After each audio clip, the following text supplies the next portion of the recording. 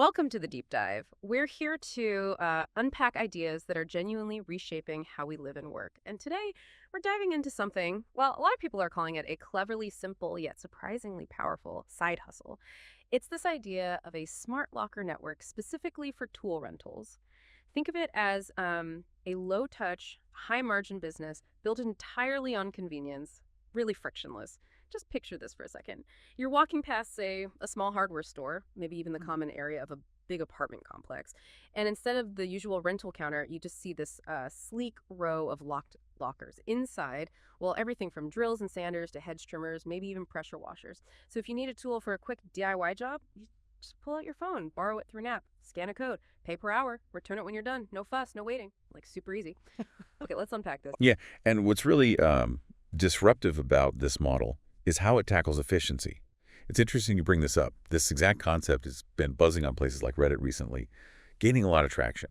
People see it as this fast-growing, incredibly efficient side hustle. And I think a key insight that really resonated there was how these smart lockers often don't even need Wi-Fi or constant wired power. Right. That just slashes the infrastructure costs, doesn't it? It frees you up to put these units, well, basically anywhere, turning overlooked spots into potential profit centers. That spatial flexibility is just a massive competitive advantage, isn't it? You're not tied down by like traditional retail locations or rent. So for this deep dive, our mission is pretty clear. We want to explore what really makes this concept unique, why it feels so perfectly timed for today's market, the practical steps, how you'd actually start one, how the money works, the hurdles you might face, and where this whole thing could be headed. So let's strip it down. What makes this idea so unique right now? Beyond just the obvious convenience, there seem to be some core benefits that really make it stand out. First off, zero staffing. That's huge. Customers handle everything through the app. It's a total game changer for overhead costs. Absolutely. Then you've got potentially high turnover, especially in those growing urban or, like you mentioned, peri-urban zones, those sort of expanding edges of cities with all the new housing. Yeah, exactly. Lots of DIY projects happening there. And these units, they're rugged, they're locked, so probably pretty low maintenance too.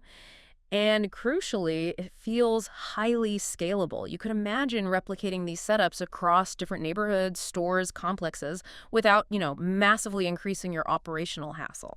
And if we connect this to the bigger picture, these features directly hit some real market gaps. Think about it. Many developing cities, even suburbs, they just don't have easy access, centralized tool rental shops. True. So there's a clear demand this model can just step into. Plus, we're seeing this huge global trend towards gig work, DIY projects. People need specialized tools, but just for short bursts, right?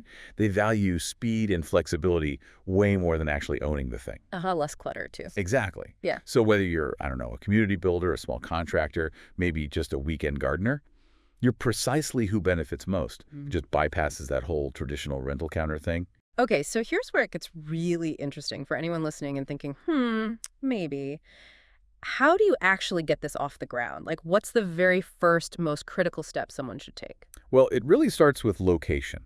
Strategic location selection. You're probably looking for partnerships, right? Places like existing hardware stores, maybe community centers, libraries even, or residential complexes. Places with built-in traffic or need. Precisely.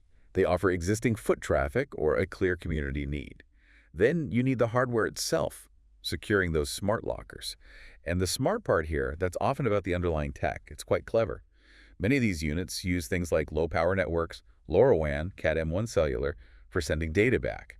So that's how they avoid needing constant Wi-Fi or power plugs. Exactly. That's how they can be battery-operated for ages and still report back on inventory or if there's an issue.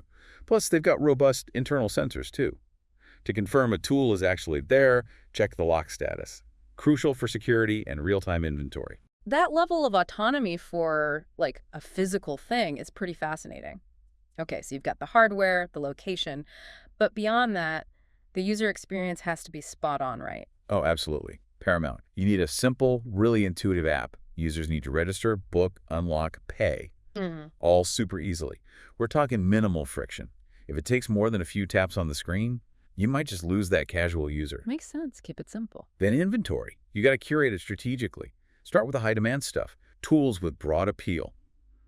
Drills, sanders, maybe pressure washers.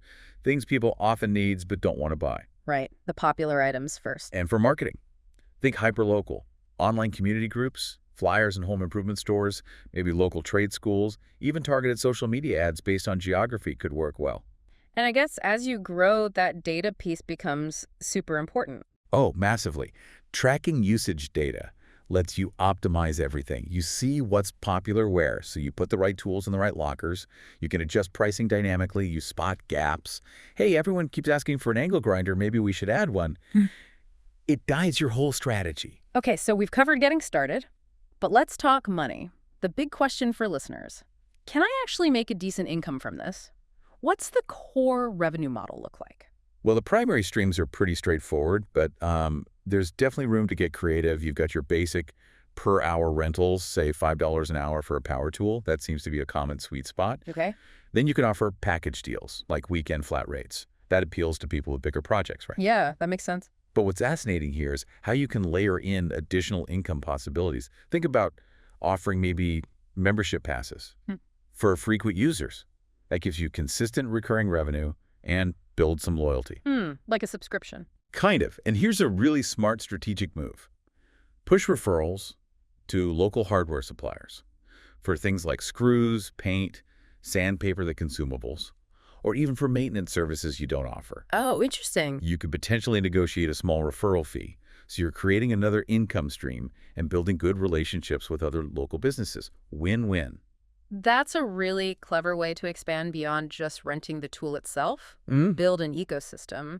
Of course, no business idea is without its potential problems, its hurdles. What are the main challenges you need to navigate with something like this? Yeah, this raises an important question, doesn't it? Security is obviously a big one. You need tough, robust lockers, sure.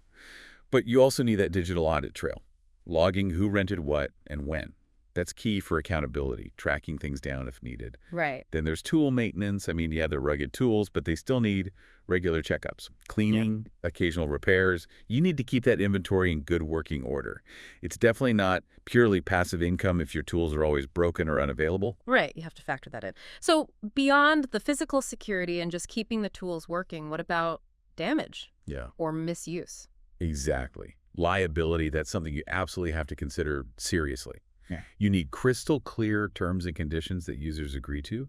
You might look into offering optional insurance or maybe implement a deposit system to mitigate some of that risk. Okay. And let's be honest, there's the initial capital outlay. While the ongoing operational costs are pretty low once you're set up, there's an upfront investment. Buying the smart lockers, stocking them with decent quality tools, that takes some starting cash. Gotcha. So hurdles exist, but maybe manageable ones. So looking at the bigger picture now, what's the growth potential here? It feels, well, pretty significant. I mean, you mentioned Reddit users speculating. It seems like a model that's incredibly easy to replicate across loads of different cities, almost like a plug-and-play business concept. Yeah. And you hear whispers, right, that some regions are already seeing actual smart locker franchises launching. That really speaks volumes about the scalability potential.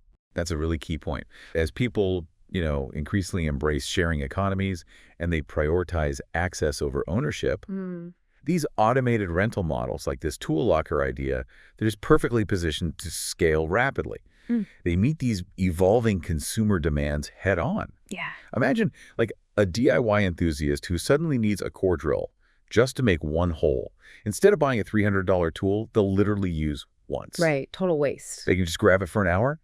That's the power here. Yeah. That almost immediate gratification this kind of service provides, it solves a real problem quickly and affordably. So if you've been listening along, you can probably see that this smart locker network for tool rentals, it's a really interesting niche. It's scalable, it's a side hustle, or maybe more, that blends tech, the sharing economy, and, actual tangible tools. It really might just be the business idea you didn't know you needed. And maybe just a final thought to leave you with.